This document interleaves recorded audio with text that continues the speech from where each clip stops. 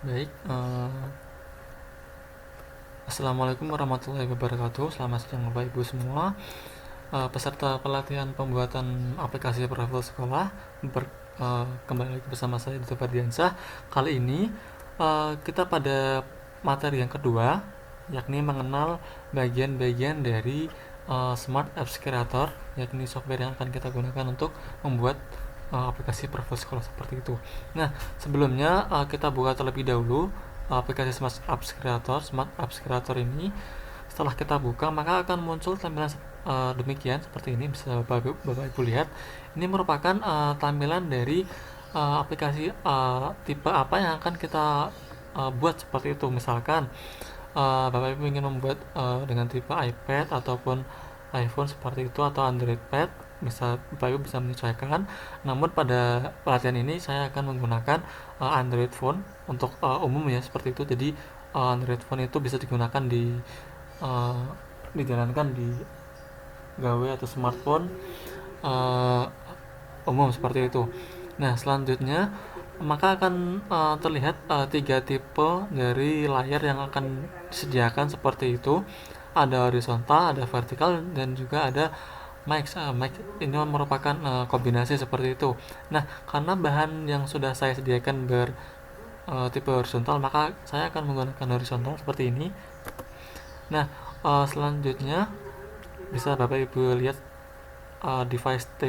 tipe device-nya adalah Android phone seperti itu. Lalu ada wide dan juga height. Ini merupakan tampilan panjang dan juga lebar. Uh, saya ingin menggunakan secara default saja, artinya saya tidak ingin mengubah karena berpotensi jika Bapak Ibu mengubah dan jika ukuran yang Bapak Ibu ubah itu tidak proporsional atau tidak tidak rata gitu ya, jadi bisa bermasalah pada atau bisa crash terkait dengan bahan yang telah Bapak Ibu sediakan sebelumnya. Baik, seperti itu. Selanjutnya kita klik submit. Nah, maka akan tersedia seperti ini.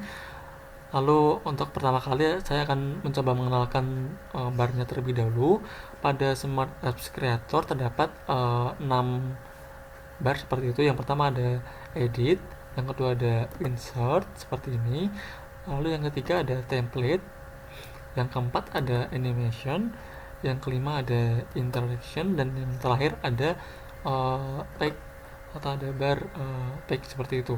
Nah, lalu yang saya arahkan kursor ini merupakan navigate bar, artinya nanti setiap bar atau setiap layar seperti itu akan nampak di sini. Ini melakukan start page, ini melakukan default section. Ini default section itu merupakan dalam bahasa mudah melakukan kategori seperti itu ya. Nanti bisa Bapak Ibu rename dan klik kanan lalu klik rename seperti itu untuk mempermudah Bapak Ibu mengelompokkan atau mengkategorikan aplikasi per menu yang akan dibuat nanti seperti itu. Nah, berhubung ini merupakan tutorial yang kedua, maka saya akan mencoba mengenalkan terlebih dahulu dasar-dasar mengenai Smart Apps Creator ini. Pada bar kiri merupakan navigate bar, lalu pada bar kanan di sini merupakan property bar, ini merupakan layer seperti itu. Lalu ada dokumen, di sini merupakan setting dari layer ini. Lalu ada animation setting, lalu ada interaction setting seperti itu. Berhubung ini belum kita beri animasi atau belum kita beli interaksi sama sekali, maka masih blank seperti ini, masih kosong. Selanjutnya pada bar edit ini terdapat beragam tools yang mungkin Bapak Ibu sudah tidak asing lagi karena sudah cukup familiar ya di aplikasi Word, Microsoft Word atau PowerPoint seperti itu sejenis ya. Baik, selanjutnya untuk yang kedua yakni ada insert, the back insert atau bar insert seperti itu. Nah, pada bar insert ini kita gunakan untuk kita ingin memasukkan apa sih seperti itu. Misalkan nih kita Bapak Ibu sudah menyiapkan bahan nantinya yang akan Bapak Ibu buat seperti itu. Lalu Bapak Ibu ingin menginsert atau memasukkan background. Nah, sebelum itu saya ingin menjelaskan terlebih dahulu bahwa background dan juga image itu berbeda ya. Artinya apa? Misalkan nih, kita langsung coba saja. Kita langsung coba insert image untuk mengetahui perbedaan dari image seperti itu. Nah, misalkan kita coba menginsert memasukkan image seperti ini, kita klik open. Kita tunggu sejenak. Nah, jikalau kita menginsert image, maka kita masih bisa mengubah ukuran dari image yang kita insert atau yang kita masukkan seperti itu. Nah, bagaimana sih jika kita menginsert background? Jika kita menginsert background, maka untuk ukuran itu sudah proporsional, itu sudah default ya dari sistem, itu sudah press atau istilahnya sudah terpasang sendiri, sudah default. Jadi kita tidak bisa mengubah ukuran dari image yang background yang kita insert seperti itu. Kita klik open, kita coba. Nah, jika kita menginsert background, maka kita sudah tidak bisa lagi mengubah ukuran dari background yang kita insert karena sudah proporsional seperti itu. Coba kita contoh lain, kita menginsert background misalkan yang ukuran tidak terlalu besar ya seperti ini. Nah, maka akan secara otomatis akan default seperti ini. Jadi kita tidak bisa mengubah lagi ukuran dari background yang kita install seperti itu. Nah, ini berlaku juga pada multiple image seperti itu, multiple image. Lalu jika kita ingin menginstal audio maupun video juga sama. Misalkan kita install audio seperti itu, background, nah nanti akan otomatis open seperti itu. Kita coba. Nah, jika kita menginsert audio, maka akan nampak seperti ini. Misalkan nih Bapak Ibu ingin memainkan dari background yang Bapak Ibu sudah insert seperti itu, Bapak Ibu bisa klik. Nah, tadi caranya adalah kita klik terlebih dahulu, kita klik. Nah, lalu akan muncul di property bar seperti ini settingnya. Lalu ini merupakan hide object when browsing, artinya jikalau Bapak Ibu checklist ini, maka nanti icon audio yang sudah di insert ini akan hide atau akan disembunyikan seperti itu. Jadi nanti menambahkan interaksi untuk memulai background tanpa mengklik navigasi play seperti itu. Nah, kita coba, jika kita checklist, maka kita coba preview. Nah, maka akan tidak nampak. Bagaimana jadinya jika kita uncheck seperti itu ya, kita uncheck list, maka akan nampak seperti ini. Nah, jika sudah nampak, maka artinya Bapak Ibu sudah bisa memulai atau memainkan dari background yang sudah diinstal seperti itu. Baik, untuk perbedaan seperti itu nggih untuk hide object when browsing. Nah, selanjutnya untuk pada settingan yang kedua, yakni play audio when browsing. Ini artinya apa? Artinya jika kita mengklik atau kita checklist setting ini atau pengaturan ini, maka audio yang sudah kita tambahkan ini akan otomatis memulai jika berpindah atau pada landing page, atau pada istilahnya jika misal kita sudah beralih ke halaman ini, halaman dimana background itu sudah ditambahkan, maka otomatis dimulai seperti itu. Mari kita coba. Nah, akan otomatis memulai sendiri seperti itu. Lalu untuk settingan ketiga adalah loop. Loop adalah pengulangan seperti itu. Jadi semisal durasi dari background atau audio yang sudah kita tambahkan sudah habis, maka jika kita checklist loop ini, maka akan diulangi lagi dari awal seperti itu. Jadi akan berulang berlanjut seperti itu. Akan misalkan sudah waktu sudah habis, durasi sudah habis, maka akan diulangi lagi dari awal, lalu hingga habis, lalu diulangi lagi dari awal seperti itu. Nah, selanjutnya untuk display control bar. Nah, ini merupakan tampilan yang berbeda seperti itu dari tampilan yang default. Artinya jika kita checklist setting ini, maka tampilannya akan berbeda seperti itu. Hanya membedakan tampilan seperti itu ya. Selanjutnya ada delay. Untuk delay ini adalah jeda sebelum backsound ini diputar atau dimainkan seperti itu.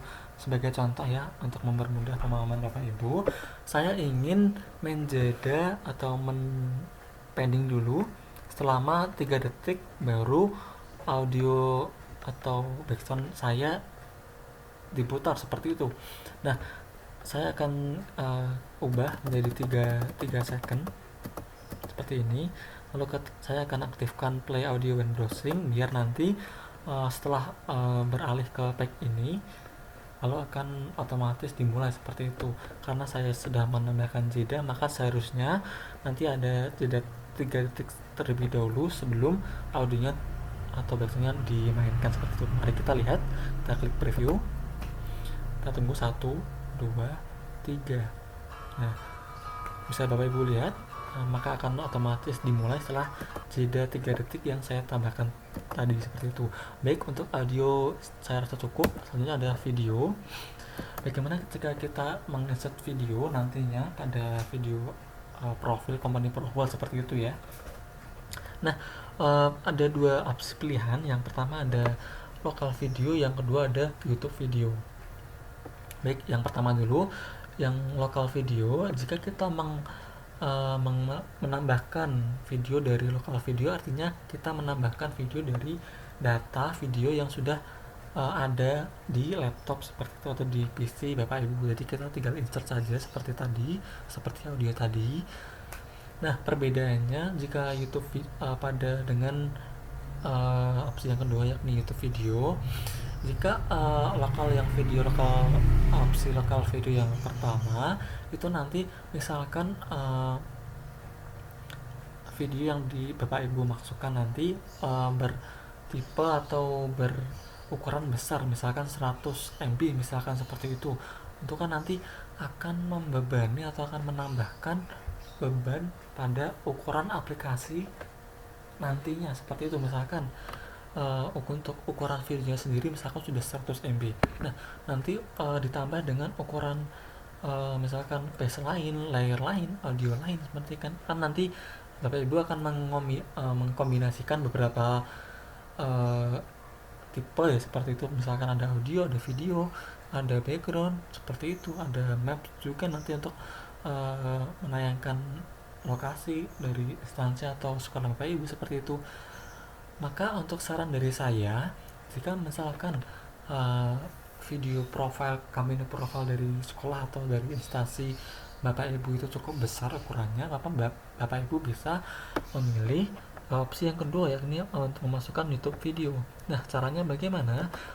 Sebelum Bapak Ibu menginsert ini, maka pastikan Bapak Ibu sudah mengupload video company profile atau video profil sekolah atau instansi Bapak Ibu ke dalam YouTube. Nah, selanjutnya jika sudah terinstall atau jika sudah terupload, sudah berhasil seperti itu, maka Bapak Ibu bisa copy link dari video company profile yang sudah diupload tadi lalu di paste ke sini. Nah, jikalau seperti itu, jikalau menggunakan opsi YouTube video, maka konsekuensinya jika ingin mengakses video tersebut, maka nantinya setelah aplikasi jadi maka harus online seperti itu ya. Jadi semacam browser seperti itu ya, untuk mudahnya semacam browser dalam tanda kutip seperti itu. Selanjutnya untuk penjelasan video saya pikir cukup.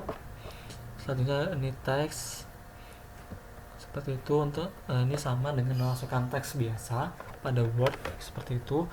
Lalu ada text input untuk menambahkan teks seperti itu, kolom teks seperti itu. Lalu ada bubble, lalu ada formula, lalu ada background sudah tadi saya jelaskan, lalu ada file PDF.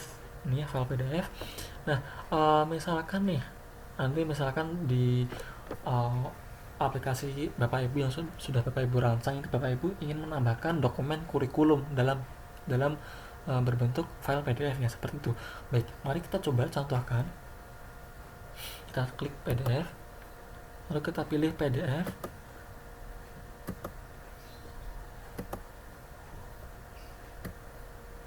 Misalkan kita klik sini PDF seperti ini, ibaratnya ini merupakan file dokumen ya, diibaratkan saja seperti itu sebagai contoh saja.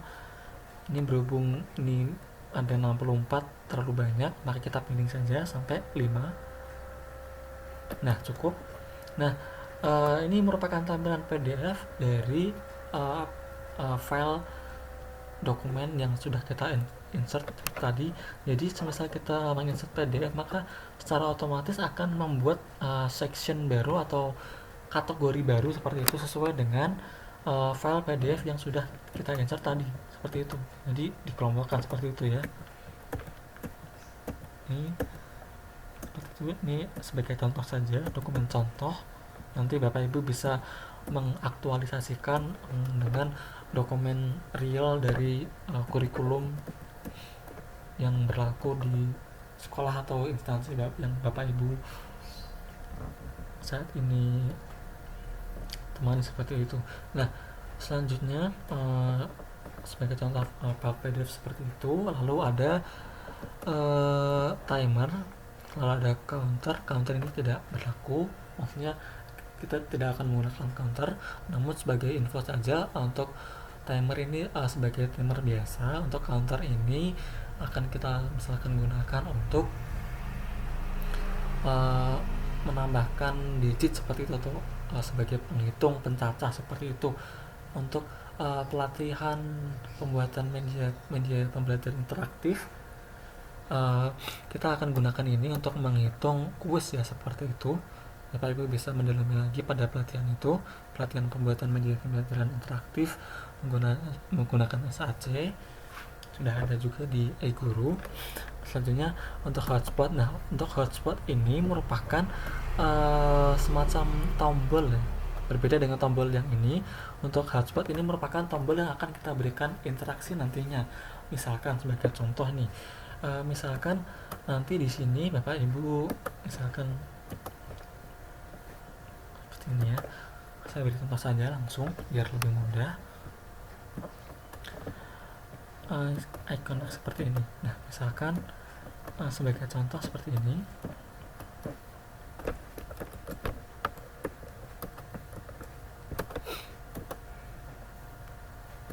Misalkan ini nanti Bapak Ibu ingin misalkan nantinya pengguna aplikasi Bapak Ibu jika klik mengklik tombol panah ini, maka akan berpindah ke halaman selanjutnya atau akan switch page seperti itu ya, akan berpindah seperti itu.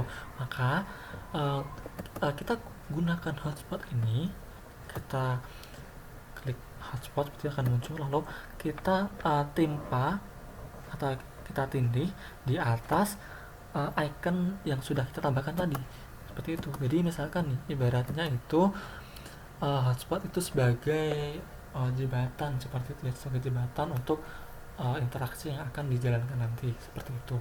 Nah, saya kembali lagi, saya ingin misalkan jika nantinya pengguna itu mengklik ini tombol mouse ini, maka akan berpindah page seperti itu. Maka pada hotspot ini kita timpa, lalu kita berikan interaksi. Lalu bagaimana sih Pak beri interaksinya? Kita klik terlebih dahulu hotspotnya, lalu kita berpindah ke bar interaction, lalu pastikan kita sudah memilih hotspotnya, lalu kita klik touch seperti itu, lalu kita pilih objek, lalu kita pilih objeknya adalah objek tujuan adalah ini icon, lalu kita pilih switch page seperti itu. Lalu kita pilih kita ingin berpindah kemana sih, seperti itu. Saya ingin berpindah ke page nomor 2 seperti ini, lalu kita klik tambah ini di ujung kanan, lalu kita klik submit seperti itu. Jika barangkali Bapak Ibu sedikit bingung seperti untuk menambahkan interaksi seperti itu, saya ingin coba menjelaskan seperti itu ya, alur atau langkah ya dalam bahasa mudah. Jadi interaksi ini merupakan misalkan Bapak Ibu men-touch hotspot ini, maka objek tujuan dalam hal ini adalah icon ini akan berubah karena Bapak Ibu tadi misalkan ingin berpindah ke page selanjutnya seperti itu. Jadi untuk konsep dasarnya seperti itu nih. Jadi kita klik lalu kita klik touch. Jadi misalkan kita pilih touch, maka nanti jika pengguna touch hotspot, maka objek tujuan ini akan menampilkan interaksi apa seperti itu. Nah, yang saya inginkan merupakan switch page dari berpindah halaman seperti itu.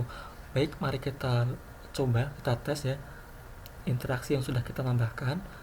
Sebelumnya, jikalau Bapak Ibu ingin mengecek apakah Bapak Ibu sudah berhasil menambahkan interaksi atau menambahkan animasi atau belum, itu Bapak Ibu bisa dicek terlebih dahulu di sini.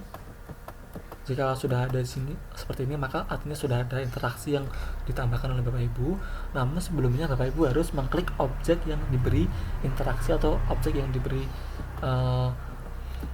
hotspot animasi seperti itu ya. Nah, mari kita lihat, kita preview. Jika kita klik ini,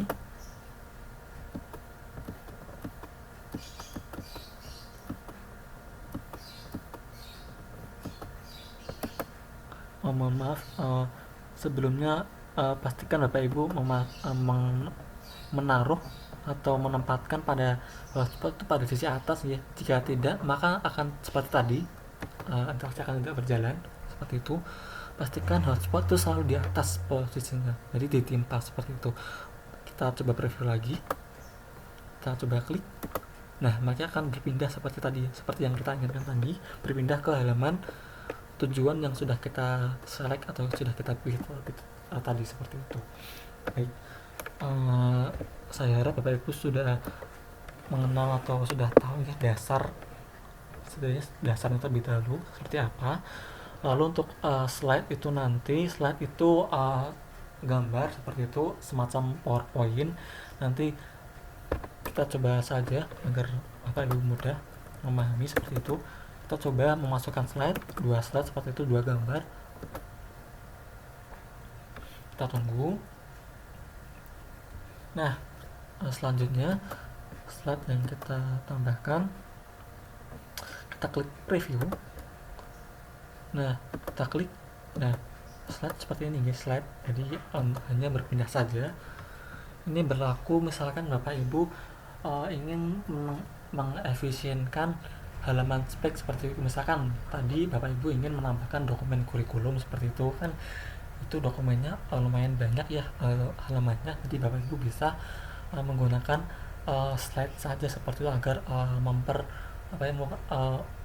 biar efisien seperti itu. Jadi tidak perlu Bapak Ibu menambahkan satu page untuk satu gambar itu terlalu banyak. Ini nanti aplikasinya juga terlalu berat karena terlalu banyak page yang ditambahkan seperti itu.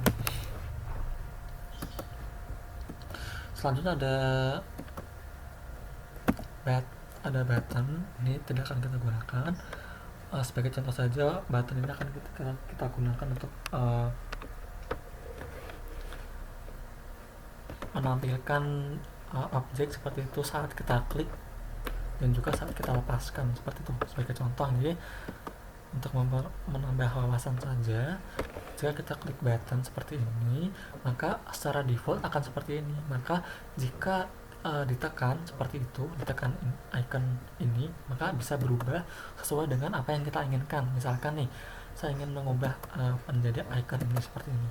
Nah, mari kita tes, mari kita coba. Jika kita diamkan saja, maka kan thumbnailnya akan seperti ini. Maka jika kita press, nah akan berubah ini, akan berubah. Jika kita lepaskan kembali, akan berubah kembali. Nah, seperti itu. Jika kita klik akan berubah, kita lepaskan berubah menjadi default seperti itu. Seperti itu, nih. Selanjutnya URL atau website ini nanti akan kita gunakan untuk menambahkan alamat website dari sekolah kita. Alamat website sekolah seperti itu, nanti Bapak Ibu bisa kopas alamat website di sini ya. Misalkan school.com seperti itu. Nanti akan masuk ke website school.com ini seperti ini. Ini sebagai contoh saja ini. Nanti Bapak Ibu bisa menyesuaikan saja seperti itu. Lalu ada file HTML, ini tidak akan kita gunakan. Lalu ada file maps. Nah, untuk file maps ini akan kita gunakan nanti untuk menambahkan lokasi dari sekolah atau instansi Bapak Ibu masing-masing seperti itu. Jadi misalkan nih nanti ingin ditambahkan kan namanya saja kan aplikasi profil, jadi menjelaskan semua identitas mengenai profil dari sekolah Bapak Ibu atau dari instansi Bapak Ibu. Jadi misalkan Bapak Ibu ingin menambahkan alamat, misalkan sebagai contoh sebagai di Indonesia seperti ini. Nah, nanti sebagai contoh seperti ini di Indonesia seperti ini. Nah, nanti bisa ditambahkan, nanti disesuaikan sesuai dengan alamat dari sekolah atau instansi Bapak Ibu sekalian seperti itu. Baik, selanjutnya ada menu template. Nanti kita akan gunakan directory yang ada beragam template yang Bapak Ibu bisa gunakan. Untuk ini nanti kita akan gunakan directory yang foto ini, lalu kita pilih yang image horizontal slide seperti itu. Ini nanti digunakan untuk menampilkan slide-slide foto seperti itu. Nanti ini berguna untuk menampilkan slide galeri data guru seperti itu. Lalu ada galeri sekolah, misalkan ada foto-foto lingkungan sekolah, lingkungan gedung, kelas seperti itu dan lain sebagainya. Nanti bisa digeser. Nah, seperti ini lebih efisien daripada kita menggunakan satu gambar lalu berpindah halaman lain, berpindah lagi itu terlalu rumit. Nanti kita bisa efisiensikan dengan menggunakan seperti ini. Nanti bisa di swipe seperti itu, bisa lihat kanan kiri seperti itu. Baik, seperti itu nggih. Nanti Bapak Ibu terdapat banyak variasi. Bapak Ibu bisa kembangkan sendiri, Bapak Ibu bisa ekspor sendiri, nanti bisa banyak seperti itu. Lalu ada animasi. Ini akan kita bahas lebih lanjut pada pelatihan media pembelajaran interaktif seperti itu. Lalu ada interaksi yang sudah saya contohkan tadi seperti itu. Lalu ada page ya, halaman page, Bapak Ibu bisa kembangkan sendiri nantinya. Baik, untuk materi yang kedua ini sesi pengenalan dari bagian-bagian dari berjumpa lagi pada materi yang ketiga. Baik, saya cukupkan untuk materi yang kedua saat ini. Sebelumnya saya mohon maaf jika penjelasan saya dirasa terlalu rumit atau terlalu cepat seperti itu. Nanti bisa didiskusikan pada saat waktu pelatihan seperti itu. Baik, saya cukupkan untuk tutorial pelatihan kedua kali ini. Kurang lebihnya saya mohon maaf. Wassalamualaikum warahmatullahi wabarakatuh. Selamat siang.